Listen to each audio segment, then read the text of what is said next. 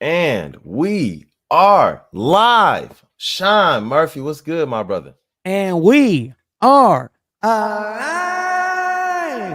Let's rock. after a pretty damn good basketball game, man. It was very competitive, man. Mhm. Pistons lose to the Pelicans 104-98. Man, look, I thought it was a tough game, and they've been holding teams to around that 100 points per game mark lately. I think the Yeah. defense is starting to improve. They're starting to figure some things out.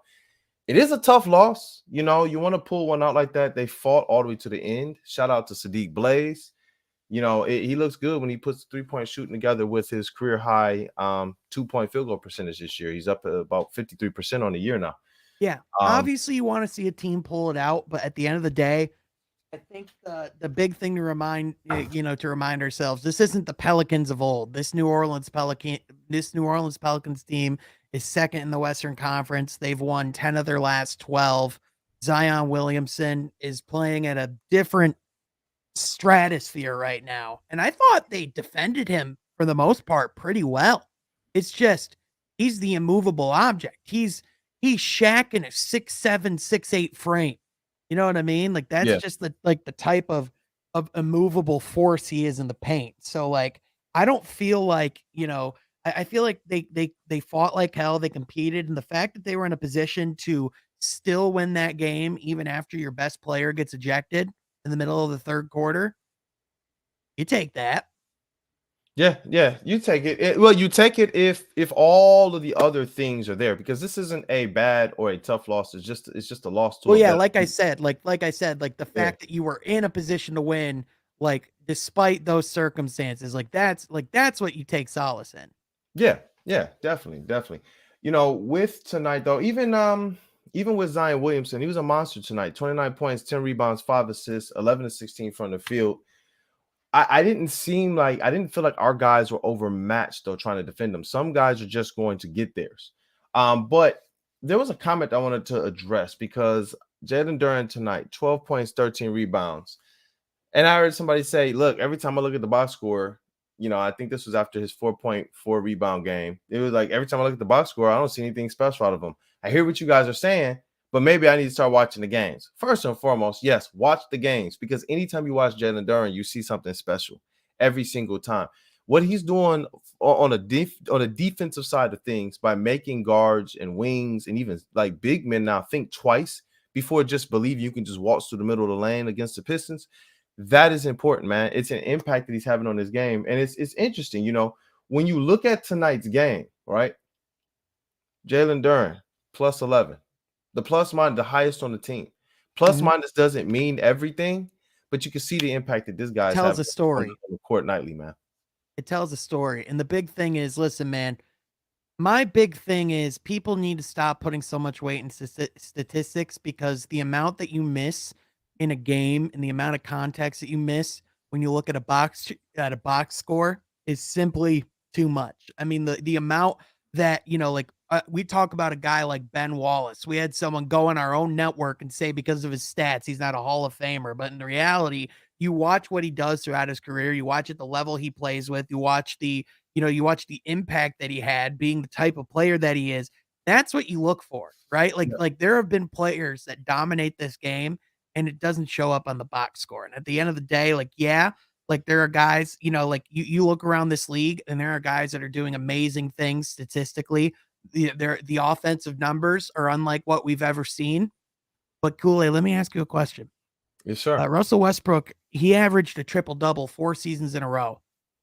And how many of those seasons did he get past the first round of the playoffs? One. I'm about to say, Sean out here asking the tough questions, huh? You out here pulling out the facts and the truths, man. What you trying to do to these fans out here? I'm just trying to tell y'all to shut the up and actually watch the game. Holy crap. I mean, because if you're sitting here talking about wins and losses, if you're sitting here talking about the ebbs and flows that a rookie or a young player takes, what are you doing? What are you talking about? If you can't see here and look at the trajectory that these teams are making, look at the paths that these guys are on right now. I don't know what you're looking at. Killian Hayes, 17, 12, and 6. Do we believe that he's going to have some more bad nights? Yes. But is he stringing together more nights like this than not? He is. Looking like a confident lead guard. Oh, Killian go 1 of 5 from 3-point line, and it's going to be a bleak night for him. But I didn't see him hanging his head. I didn't see him looking like frustrated from the standpoint that he doesn't believe in himself. I see a guy who believes I'm an NBA player. I don't even see him really thinking all that much. Like it's like Killian Hayes is not in his own head. These are the things we want to see because the Pistons were not picked to be a playoff team this year. They were not picked to be a contender. And even if they made the playoffs, think about this, bro. Didn't we have a couple Pistons teams make the playoffs in the last 6 or 7 years?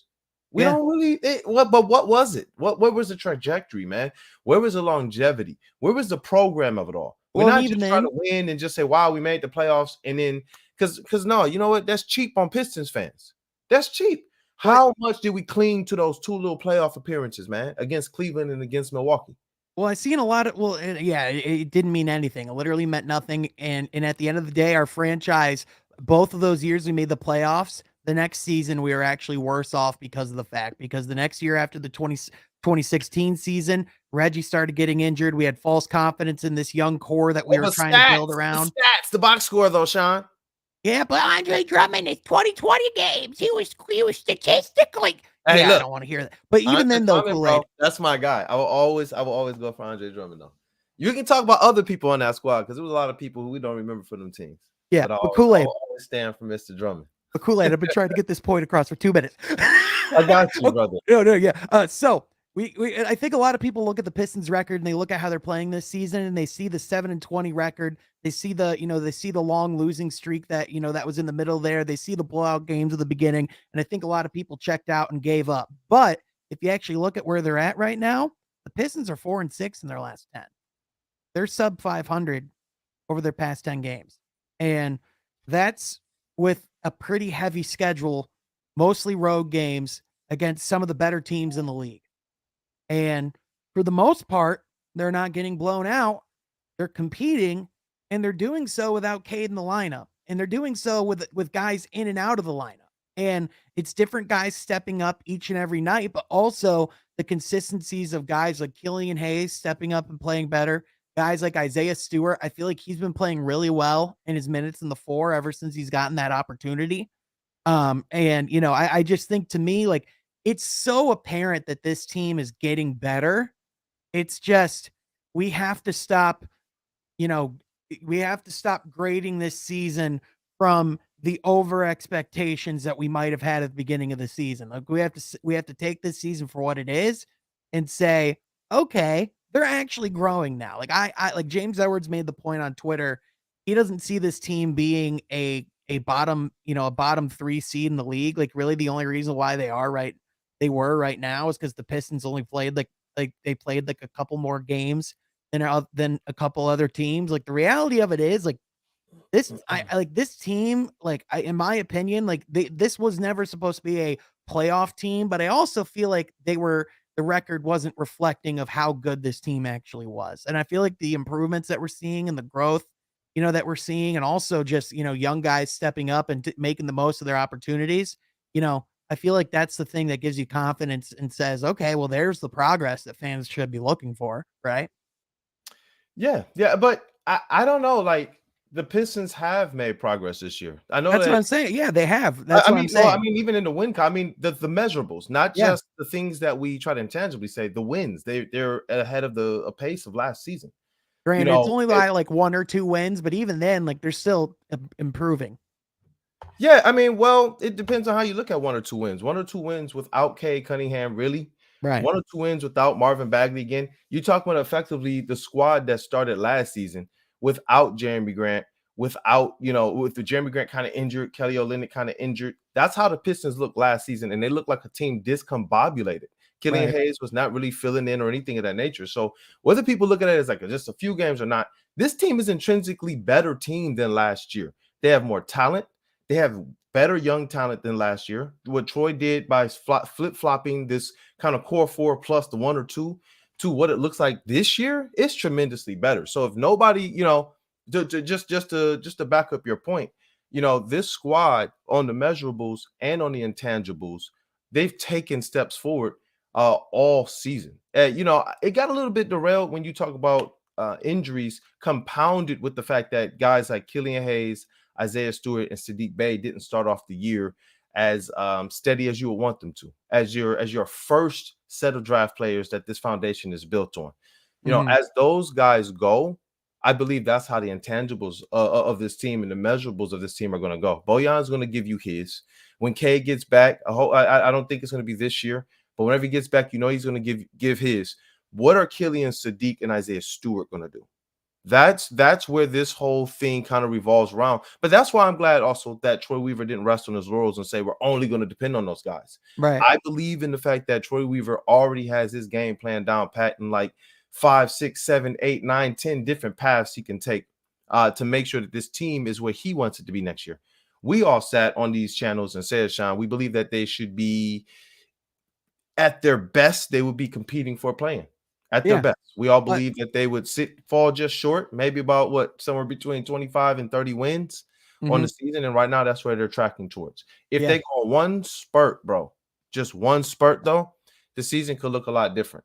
Obviously, I believe that hinges on what Cade Cunningham does or doesn't do. But what I'm seeing out of these guys now, man, it's starting to be mightily impressive. Right. By the way, I know a lot of people, I know there's not any news or updating on that, but Kool-Aid, correct me if I'm wrong, but I believe I read from James Edwards III's report, like original reporting from from the injury. And it sounds like, like the original prognosis was that they were going to, or prognosis was that they were going to wait about 4 to 6 weeks from the original, from, when he originally started sitting, when they were going to do a reevaluation and they were going to do another MRI to see if they could see, if there's any progression, in the healing of the fracture.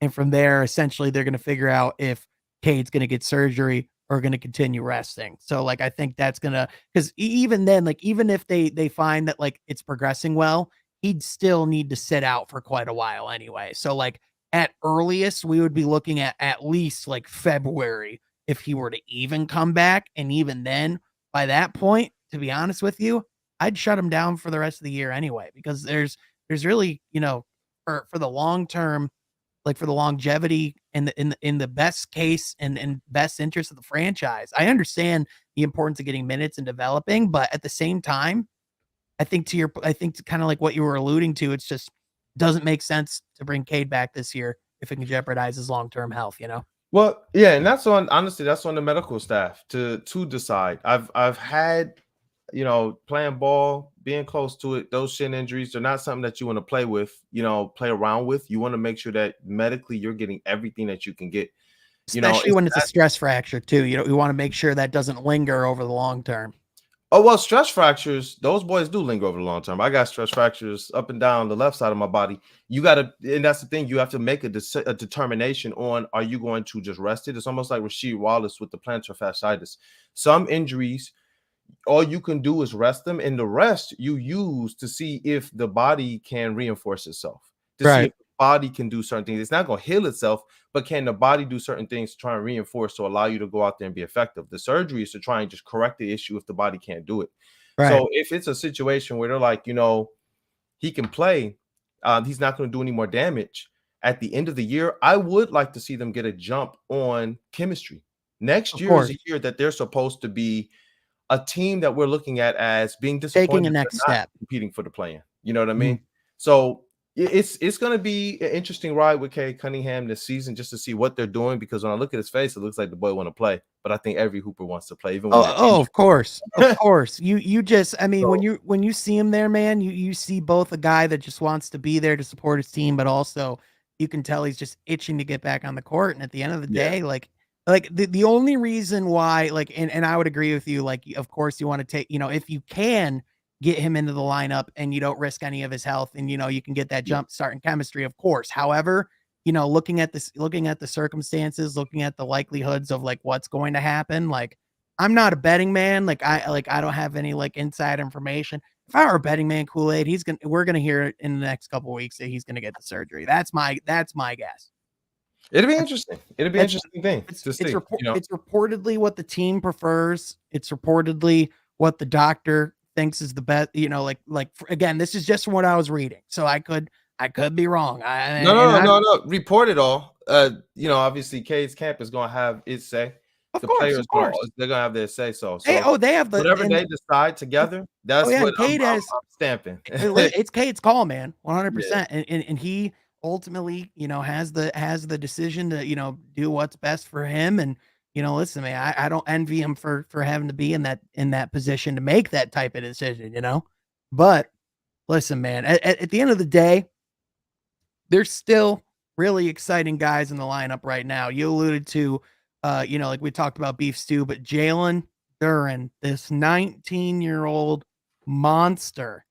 We talked about how, like, like his physicality, like, like how he can affect the game on both ends of the court. But like we talk about like Zion, how enforcing he was, but like, Duren played really well down that stretch, man.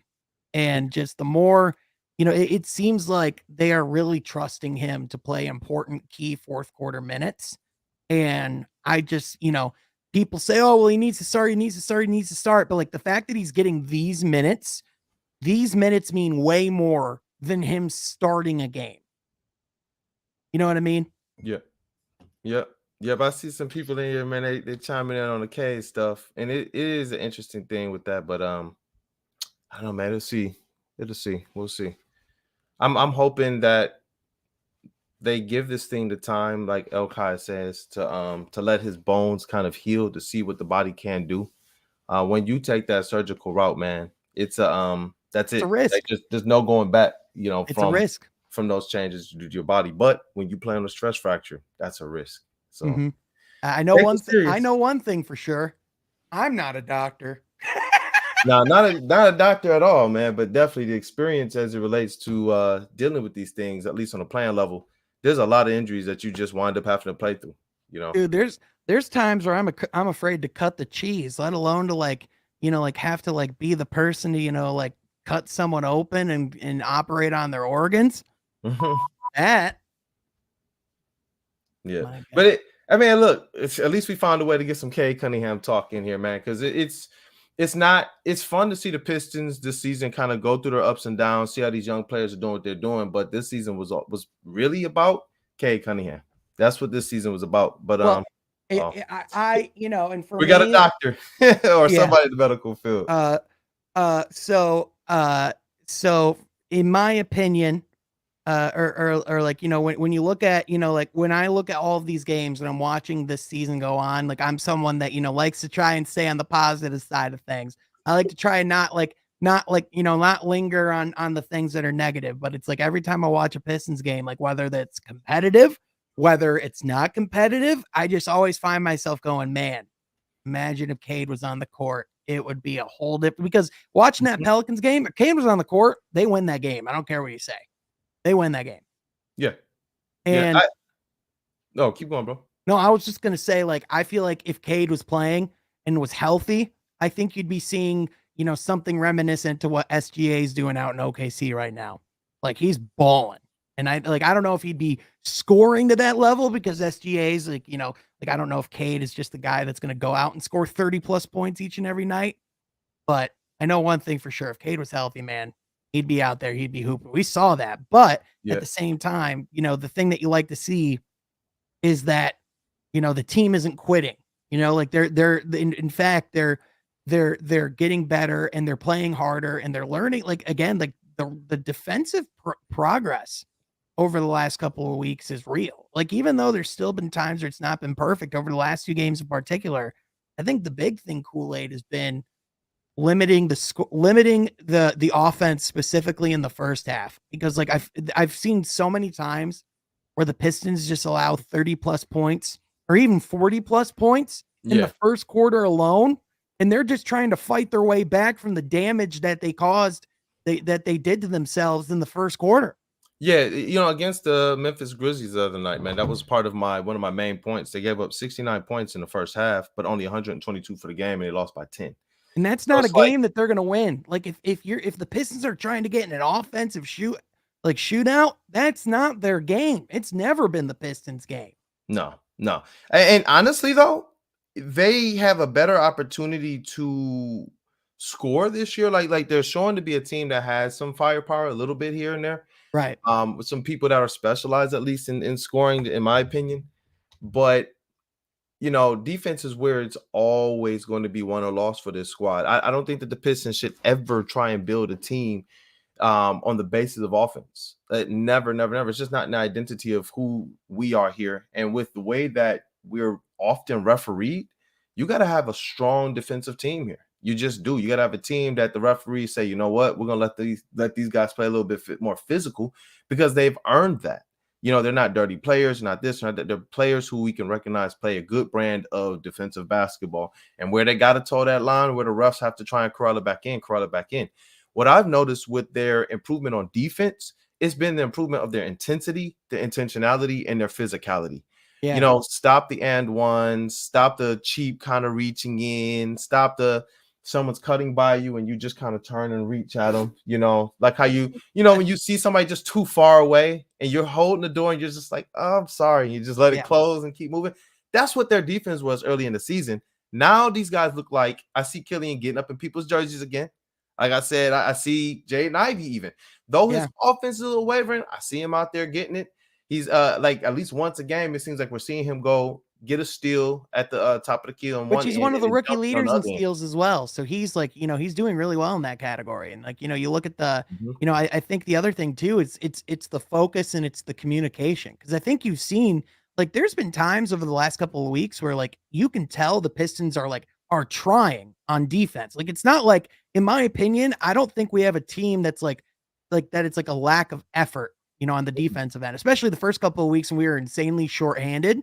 I think that like just didn't help at all. But I think, especially, in a circumstance where, you especially have 2 nights in a row where you limit, teams in scoring in the first half, like a game where, like the Heat scored what, like just under 50 points in the first half last night. That's a game that the Pistons can win. That's a pace that they can control because, you talk about the Pistons have guys who can go out and get buckets this year, but with Kate, especially with Cade out, you don't have a guy on a consistent night to night basis outside of Bojan that you can really, rely on for 10 plus points a night, Yeah.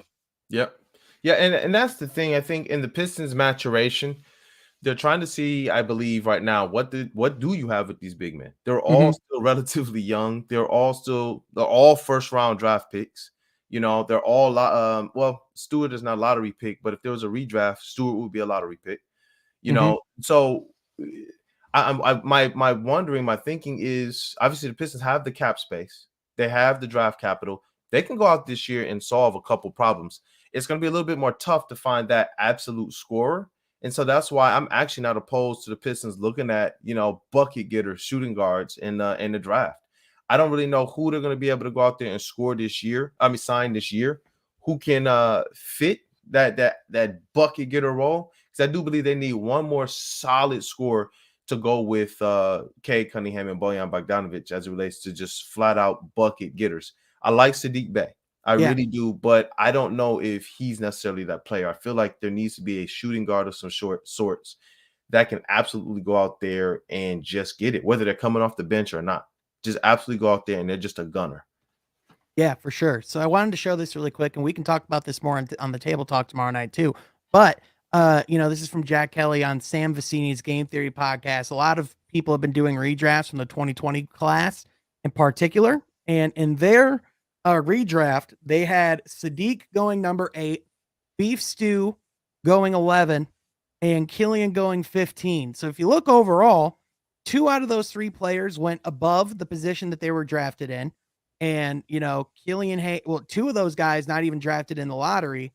And then Killian, even though he slides from 7 to 15, you still, he's still showing a lot of great returns. And the fact that both you had 2 guys that rose well above their original stock, that's an absolute win. And even then, like they said at the beginning that Killian was going to be a project. They expected him to not come out and be perfect at the beginning. And you know what? We're starting to see the remnants of, what Troy Weaver and Dwayne Casey see in this kid. And we're also seeing the amount of work that they put in, how patient they've been. And we're also seeing that pay off because, dude, he had another fantastic night. Killian has just been, if there's been anything that this season, like about this season, that's been my, my favorite part of this Pistons season, it's been the evolution of Killian Hayes.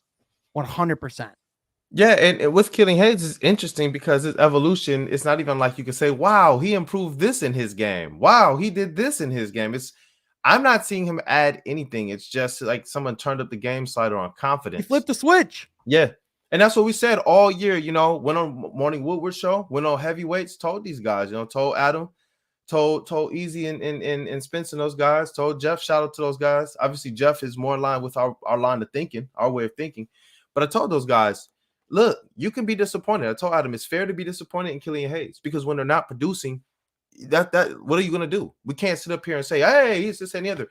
But I told them if this was about skill, if this was about a lack of talent, if this was about he just don't got it, I would get on here and say he got to go. None of us have a problem with stating that. We have no problem getting on and ripping. The problem is you can't rip his skills. Right. You can't really rip his. He's a good. He can dribble the ball. He can pass the ball. He can do things well. It's just what I told them up here. And I told them I believed that Killian was going to figure it out because we've seen him figure it out. This is a new team, new roles, new players, injuries. We didn't really have any real big men. You see, we get Stewart and Duran lineups, man. And now you see how this team is looking defensively. We stated all year, let's get Burks, let's get Knox, let's get Bagley, let's get the balance of the rotation, so much so that even without Cade, you can see that this team has improved, which was the theme of our What We're Pistons podcast today. Are the Pistons improving? You can see it in a lot of different facets of the game. The difference from having Frank Jackson as your primary bench scorer to having Alec Burks is such a night and day difference. Like for me, I was like, all right, this team, like at the beginning of the season, I was like, man, this is rough. Like, I wonder what it's going to be like when Burks was on the court. I was like, oh, this is a different team. Like that bench is a different unit. Like, if anything, that unit was killing us at the beginning of the season. Now they're keeping us in games. They won us the game in Miami last night. Yep. So, yeah. And by the way, when's Dwayne Casey going to get credit for that? Never. Okay. Man, Rod, we took people to task today, man, about that. Like, they set out and they said what this year was. And I wish people would listen to and respect what Dwayne Casey says. At least, like, I'm not saying that you have to agree with everything he says, but respect at least what the man is saying. Just like we would want as people to be respected for what we're saying. He sat up there. He sits up there in the press conference. I see him. I hear him. I ask him the questions. He talks his frustrations. He's not really giving any excuses. He's like, we got to be better defensively. We're standing around. He said, we go over this all day in practice. He tells you it is, man. Like he's like, listen, we're practicing this. And you know what's even more interesting? When the players come to the podium and they say, we practiced this. We went over this. We got to be better. We got to figure this out. What are we going to get our team the time to figure it out, though? That's the stuff that gets on my last nerve, Sean. We sat here and saw good teams before, right? We grew up in the ESPN era. We see these big teams go sign somebody and they get off to a rough start. And the first thing you hear them say is, oh, they need at least half a season to learn each other. Then they need another half a season to really get the playing chemistry together. They would say that for good teams. Why can't that be the case for a young rebuilding team, bro? So, Aaron, hold on. This misconception that Casey benched Bay. Let's talk about what it means to be benched versus what it means to have your role change. Let's talk about what was happening at the beginning of the season when SADDIQ and lead with this, bro. What did Casey say about Bay? I see him as a starter. That's the preface to what you're about to say too, because you're right. He didn't get benched. Yeah, he didn't get benched. He got moved to being the sixth man, which there's a reason why there's an award for it at the beginning, at the end of the season, because it's one of the most important roles in the NBA, specifically a guy who can come off your bench, spark your offense, give us something on both ends, something in both units that can actually spark, offense for this team. Because if you remember, that second unit couldn't score to the beginning of the season. And you also saw a lot of touches not going around to guys like SADDIQ, because there's guys like Bojan in the lineup. There's guys like Isaiah Stewart who can stretch the lineup now. There's guys like Jaden Ivey who need the ball in their hands. Even at the beginning of the season when Cade was in the lineup. When's SADDIQ getting the ball? Like, that's the thing. You want a guy to get as many shots as you can. You know how you do that? You stagger minutes. You put him in a different position. And when he comes in the game, almost right away, and if you look at his minutes, if you look at his game logs, there's actual minutes. Also, the trade rumors. You want to talk about the trade rumors? Aaron, let me ask you a question. I don't think Troy ever picked up any phone and made any call about, hey, do you guys want SADDIQ Bey? I'm sure they've heard call. I'm sure people have called them about SADDIQ. But Kool-Aid, can I ask you a question? Who within that media room has reported that there's been trade talks about SADDIQ Bey? None. Nobody even talks about it. Nobody. Everyone's talking about how SADDIQ is going to look next year. What I do hear from everybody from Rod on down the line is that the most likely person to get traded is Bojan Bogdanovic. Whether we want that to be the case or not, it just doesn't make sense to trade SADDIQ Bey right now. They're not financially. I mean, obviously, with the way that Troy Weaver makes trades, you believe he's going to win that trade. But right now, it just doesn't make sense. Financially, it doesn't make sense with the skill set that he's displayed. It doesn't make sense with what the guys in the front office are saying. For right now, I do believe it's good for SADDIQ Bey to come off the bench. You know why? Because they're not trying to win right now. They're trying to get better. What you need for SADDIQ Bey to get better, I think SADDIQ Bey can play a role in the starting lineup and be one of those pedestrian players who sometimes he's getting 20 points and the other nights he's getting 12 points because he's just playing his role. But what if SADDIQ Bey could be that guy who, if he's given his own space, could develop into a player that's getting you 25, 7, and 3 every single night? What if he could be a 27 and 3? What if he could be a consistent 17, 18 point per night scorer? We don't know. So guys need their space to do that. Killian Hayes, I saw someone say that Killian Hayes, things started going off the rails when they moved him to the bench. No. When they drafted him and told him your role is to come up the court and then just, here you go, Blake Griffin. That was the issue. So now you see this team taking a decidedly different approach with getting their players the space to play, the space to develop. That's something crucially more important. That's what's going on with Bey, as well as balancing the team so that they can have an opportunity to get some run. This is just a quick PSA.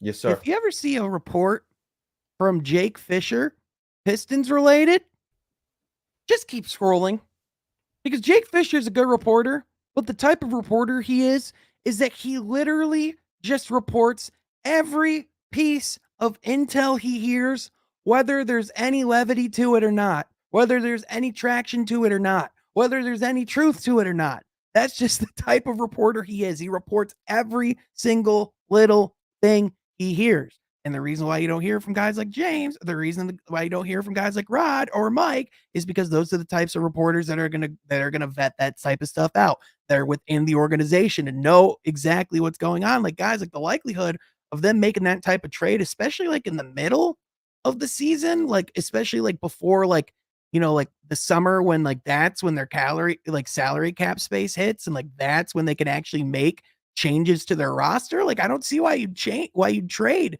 any foundational pieces during the season. Yeah, and with this one, I just don't understand, man. Look, people are going to be upset with Casey no matter what. I saw somebody say tonight, why did Casey play Kojo, the whole, substantial minutes in the second half and fourth quarter? Well, why did he do it in the win against Miami? Why did he do it in other wins? You know what I mean? Like, I don't know. He's going to play the guy. He's going to play the guy he thinks is going to give them the best chance to win in that moment. And listen, there's times where Corey Joseph has outplayed Jaden Ivey. That's fact. Yeah, yep. And that's the thing. You want players like that on your squad. You don't want them putting in a guy where you have to question it from a talent perspective, or oh, he's just out there to be a vet. Nah, Kojo's going out there. What do you have against Miami the other night? 11-5. Mm-hmm. That's also, you know why? You know why Bojan hasn't been out of the starting lineup, by the way? Because he's been one of the best 3-point shooters in the entire NBA, and he's shooting over 50% from the field. His effective field goal percentage is almost 60%. You don't put that guy in the bench, especially when you've been struggling to stay in games in the first quarter. You need that guy starting. You need that guy on the court at the beginning of the game, taking shots, especially with Cade out. You need him.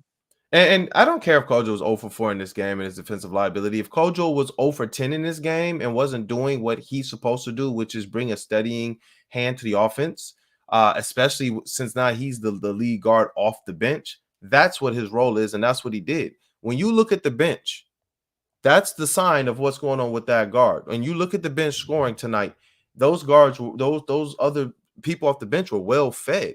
You got Jalen Duren with 12 and 13. You got Alec Burks with 14, and you got SADDIQ Bey with 25 and 4. I don't really know what you were expecting Kojo to really do. He's not going to be the guy that's going out there looking for his. He ran the second unit effectively, and they had an opportunity to knock off a pretty good team in the West. Sometimes you're going to have an off night. I'm not looking for Kojo to put up. I'm sorry, Sean. Let me ask you. You're looking for Kojo to put up on 10 or 17 and 25 points tonight, right? No, here's my question. Is this really what we're complaining about? Like All from 21 that, of Corey Joseph's minutes as the only point guard off the bench, bro. They, well, they like, played only 2 point guards tonight, man. well, like, like, let me get this straight. You go out and watch that performance where the Pistons didn't shoot well. The Pistons didn't particularly, look super composed on offense, but still was in a position to win that game down in the final minute and a half. And we're talking about, Corey Joseph played a few more minutes than I'd like. Like, that's what we're complaining about. Like, we're looking past the development and the trajectory of Killian Hayes, the poise of a guy like Jalen Duren to do what he's doing in the fourth quarter because he's been prepared by his coaching staff. But we're talking about Corey Joseph's minutes. You know why, right? Because SADDIQ Bey had a good game. If SADDIQ Bey Oh had a my bad God. game, then we would not have heard about Corey Joseph. But SADDIQ Bey had a good game. Do not credit Casey for that. We can't do that. Everyone's just talking about, like, listen, I don't get it because Kool-Aid, it seems to me like a lot of people on Twitter believe that Pistons are losing games because of their rotation decisions, because of who's playing on a court at a given time. I am telling you, you could rotate this roster around in any way you want. The record's the exact same as it is right now. Yeah, I don't care. If you have Burks and Ivy on the bench and you have Kojo in the game with Killian, that's a problem. That's not a problem, guys. Listen, Kojo is a type of player who he's either on or he's off offensively. And when he's on, he's on.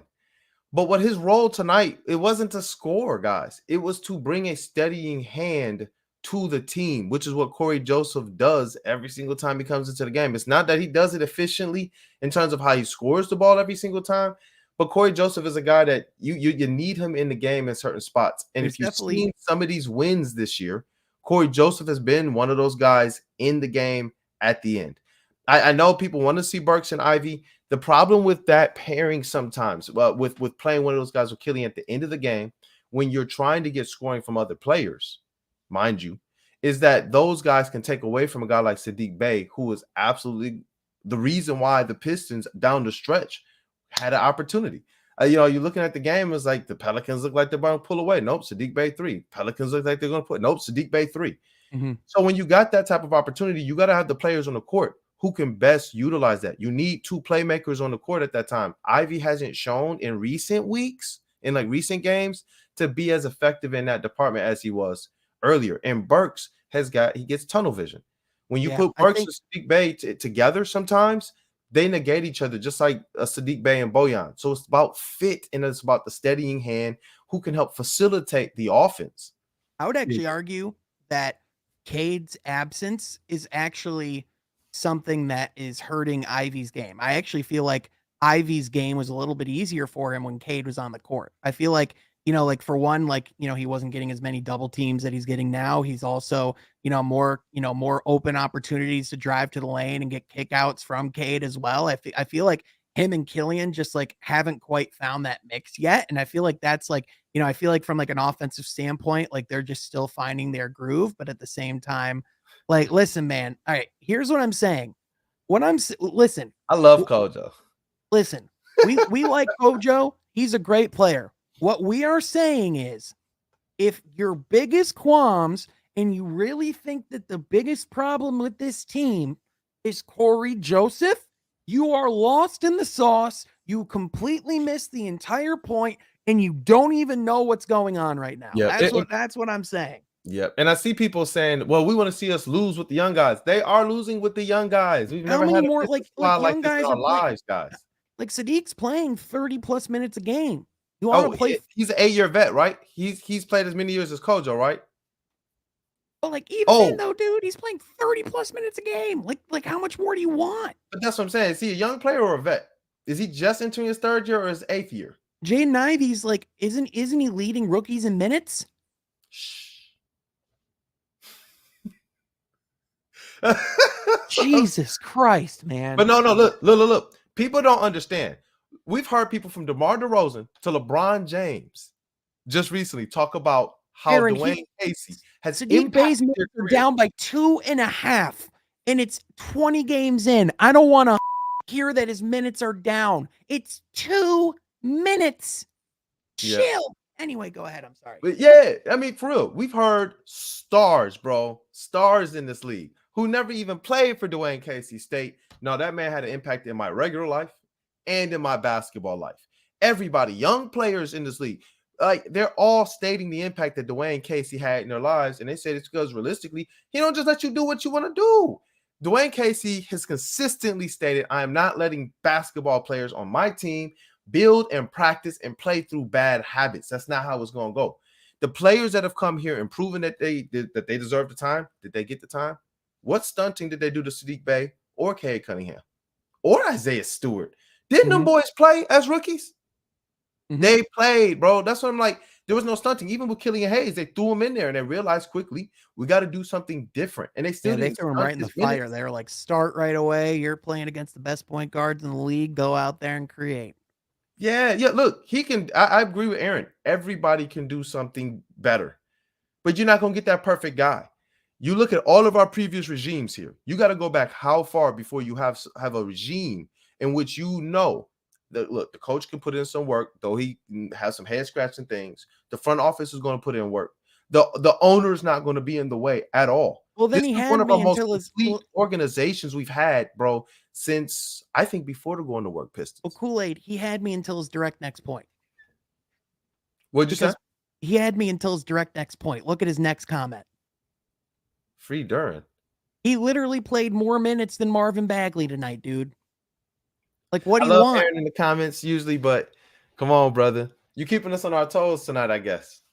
Yeah, you're playing like both fences. It's like, man, you're making great points, and then you're like, and I'm like, what? But yeah, man. Yeah, you started Hayes immediately, and what's Hayes' biggest problem right now?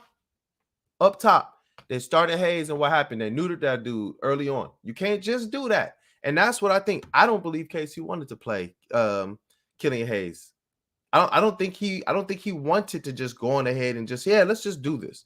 That's just not my thought process. It's not Casey's MO. So somebody in that organization made a decision, and now we're looking at Killian Hayes in year 3, hoping he gets out of his own way and out of his own head. Dwayne Casey has to play coach, and he has to play architect, just underneath Troy Weaver. Troy Weaver's giving him a bunch of guys that he said, hey, here. But Killian Hayes is one of those guys who fits just outside the normal scope of the types of guys that Troy Weaver drafts, and those are players that he knows. We talked about it all summer. All summer, Troy Weaver knows these players. He knows these players. He's on the scene. The one player he wasn't on the scene with was who that he drafted? Killian Hayes. And I believe that when he first got drafted, it's, hey, let's put him out there. This is our 7th pick. We need excitement. We need a different path because it's a new GM coming in. And you look at what happened. It stunted him. So Casey, who's been known to be a player's coach, a developer's coach, maybe not the coach who you think can go out there and win you the big one. I'm sorry, yeah, LeBron James in this conference, and he did not have Kawhi Leonard. There's a whole lot of factors. Someone say, oh, you got fired after winning coach of the year. Whole lot of factors that go into that, man. You get LeBron out of here and you give him Kawhi for 1 or 2 years, he got 1 or 2 championships in Toronto. I will vouch for that, man. Like, I don't know what people want. I feel like I've said this point 1,000 times over the past few months, but what the hey? We'll just throw it out there again. Player development does not equal just giving all the young players all the minutes. That is not what player development is. Player development is knowing what each individual player needs from an individual standpoint for the growth of their game, for the well-being of them as a person, as a player, for their, for the sake, like not every player comes into the league the same. Not every player is treated the same. And that's the thing. Like, you're not just throwing a guy out there in the starting lineup because, oh, he's our draft pick, therefore he starts.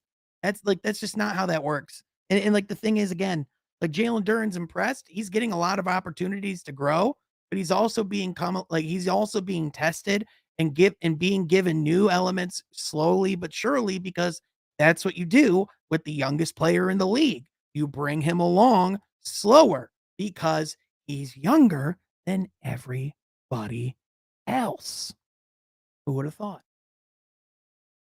But I don't think there's much else to say on this one, man. I feel like I've pretty much said my piece. Yeah, look, overall, I think that people need to take a step back and look at this year for what it actually is. This is not a year where you should be looking at this squad to be a finished product, a well-oiled machine. When you're dealing in any industry, any business, even just our regular everyday lives, you got to go through assessments. And assessments sometimes are painful. This is going to be painful. It's painful because I got to decide, who are they paying? You know what's going to be worse, bro, than seeing Kojo play minutes over some of the young guards is if they pay one of these young guards who don't deserve it because they just don't know what they have. Then you're going to be pissed off that they did that. You know why? Because we're not people pissed when Andre Drummond got the bag. Look, you heard me say at the beginning of this, I'll stand that man. But that bag was not it. When he got that, I was like, he has to go. Even me, what else would really supported him. You know what else would really piss me off? If we panicked and tried to flip out of this rebuild too quickly and used assets and talent that we have to try to just go out and win now more. Like, in my opinion, like you have to look at it for what it is. Like, yes, it sucks to lose games and to keep being in like to keep, being towards the bottom of the standings. But at the same time, this is the only way that you build a long-term sustainable program in this league. And, what? Long-term sustainable program. Oh, not a team. No, a program. Please. Right out of Casey's mouth, bro. We're not building a team. We're building a culture. We're building a program. We're building something that has life beyond Casey, beyond Weaver, beyond whoever's in that building. Because if you build a program and you build it right, it lives on beyond whoever's there. Case in point, the Miami Heat have had a program since 2006. The Golden State Warriors have had a program since 2013. Mark Jackson started that program. Steve Kerr came in and took over. Like that's how this works. You build a program. You don't just draft some guys you like, play them all the minutes and go, oh, well, they'll learn. It's not how this works, man. Just not. Hey, Elkai, this did not hurt. Just to let you know, you never want to lose, but this didn't hurt the morale of the team. It was a second night of a back-to-back on the road, and they were in this game down the stretch, short-handed. They're depending on rookies. They are depending on second-year players. They're depending on third-year players. They don't have too many players beyond that. Marvin Bagley, but I mean, he was just drafted within within a handful of years. You see what I'm saying? Like, they're not, just to put it as succinctly as possible, they are playing young players. They're gonna have some tough games like this. Yeah. To answer your question, I don't think it would be a bad thing for this organization if he was back next year. I would be curious to see what Casey can do with a more competitive roster. I think he's been given a lot of flack, but the reality of it is, if you look at what Dwayne Casey's done since the beginning, he's one of the people that initiated this rebuild and said that it needed to happen, despite the fact that he came to this team to compete. So listen, I don't think he's going to be removed from that position. If anything, they could possibly go the route of, hey, we want to put you in a role in the front office as an advisor and more in player development. But at the same time, I think with a guy like Dwayne Casey, like, it's clear, like, when I will say that I don't want Dwayne Casey is when I don't think that he has the locker room, is when I don't think he's making progress. And when you look at the difference between the Pistons and other teams throughout the other young teams throughout the league, you have to look at how they respond to their head coach. You got to look at, situations like what's going on in Atlanta right now with Trae Young and Nate McMillan. There's never been a situation like that with Dwayne Casey in Detroit, not in his 4 or 5 years he's been here, right? Nope. Like this, even with all the losing, the amount of progress and the amount of effort this team plays with, like, that's what you judge a coach off of. And so, listen, if he's here next year, I don't think that's detrimental to this team. At the same time, do I think he's the coach of the future? I'm not saying that at all. I'm just saying he's not the problem that people put him out to be. He's doing a lot more than people realize. Yeah, and that's it. And honestly, to put it succinctly, Aaron, like, or just to add some perspective to this, Troy Weaver stated at the beginning of the season that he hasn't done the best for Dwayne Casey. He said he hasn't had the talent there and whatnot. And he said coming into this season, that he finally has a full complement of players on a roster that he believes they should be able to do some damage with, make some noise with. And guess what? When they've been healthier, they've been making some damage and been doing some noise, and over the past 10 games, they're 4-6. Yeah, And yeah, they went out and just still competed don't against a have team that could win the championship. and they still don't have the straw that stirs the drink. But they stated this year they were trying to fight for the play-in. That's what they stated. They said they wanted to be able to compete every single night. These were the goals that they had. These were the goals they had.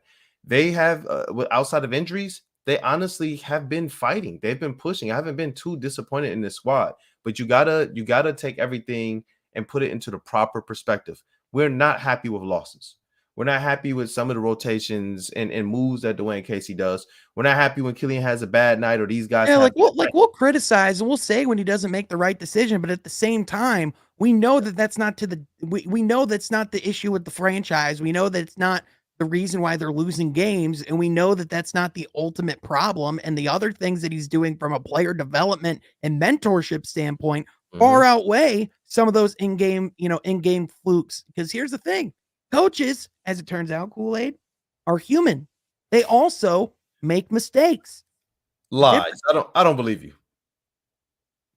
It might be crazy to believe. I know that's unreal. Impossible, Sean. He has to be perfect at all times. Even more perfect than LeBron James, who's not perfect. Dude, by the way, the amount of people that are like, oh, well, he actually left the Raptors and they won the title. As if, the most bad faith argument made of all time. Ignoring all the context of getting Kawhi Leonard and LeBron James going to the other conference, and then, Giannis Antetokounmpo completely choking in a playoff series, and then Kawhi Leonard hitting the bang shot of a lifetime off of the backboard to get them to the NBA to get them to the Eastern Conference Finals in the first place, and then going up against the Golden State Warriors, having the Kevin Durant Achilles tear, and then the Klay Thompson ACL tear. But no, Dwayne Casey, that was why. Unbelievable. Unbelievable. Kool-Aid, sign us off. Yeah, we're out of here, bro. Hey, this will be the sign off, man. This will be the sign off right here. Killian has arrived. It's about time. That's it. I like it. I like it. That's about it, man. Look, I'm glad that y'all decided to rock out with us, man. It's always awesome kind of bantering, agreeing, disagreeing, getting into the different topics and everything, because the one thing we're going to be able to do is try and report at least what the organization is telling you, what we're hearing from the players, what we're hearing just on the scene, especially as we continue to try and improve our coverage for you all this season. But continue to check back in, continue to rap with us. Hey, this is what we're Pistons, man. What we're sports. Got Sean over here from Half Court as well. And if you haven't checked it out yet, go watch Kool-Aid and the Mirth episode 1, baby. There you go. And we got a lot more on the way. We got some exciting news on the way too. Much There'll be some things in the new year that more Pistons coverage that I believe you guys are going to absolutely love. A little bit more global, man. A little bit more national. I like it. All I'm saying in 2023, we on a new level. That's right, boy. We're on a new level. Hey, that's all I'm Table Talk tomorrow night. And Table Talk, maybe also getting in the new year another night on another channel too. We'll see. We shall see. We shall see. It's gonna be dope. We're expanding, guys. We're growing. It's some growing pains. I'm hoping that you guys. I'm hoping that they give us some patience, though, man. I'm hoping they don't crush us like they're doing Dwayne Casey right now.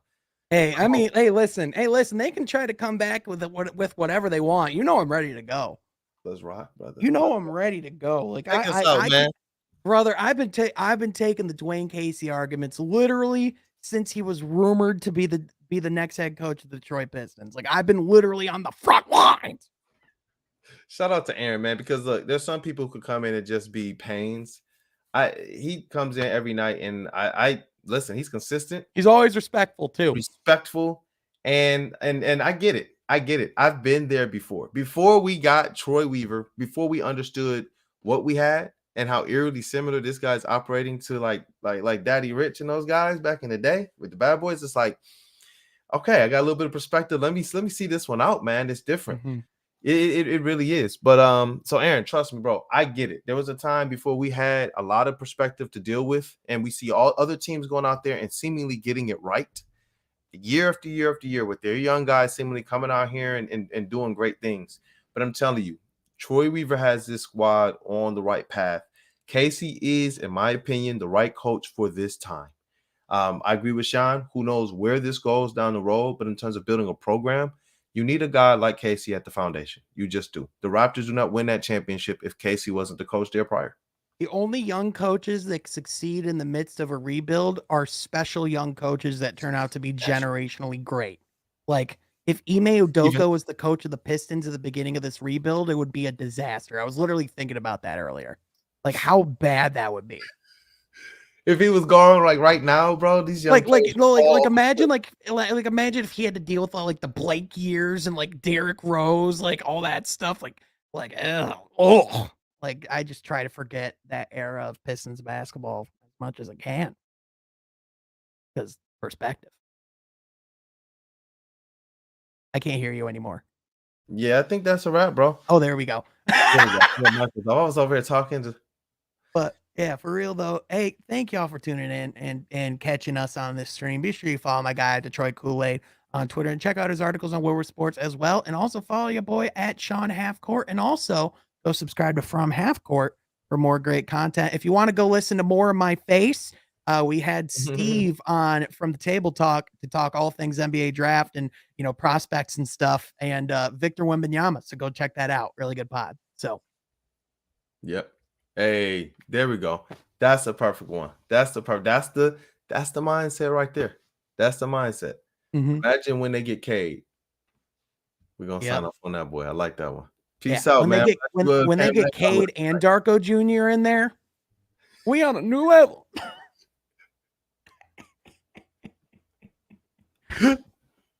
We're going to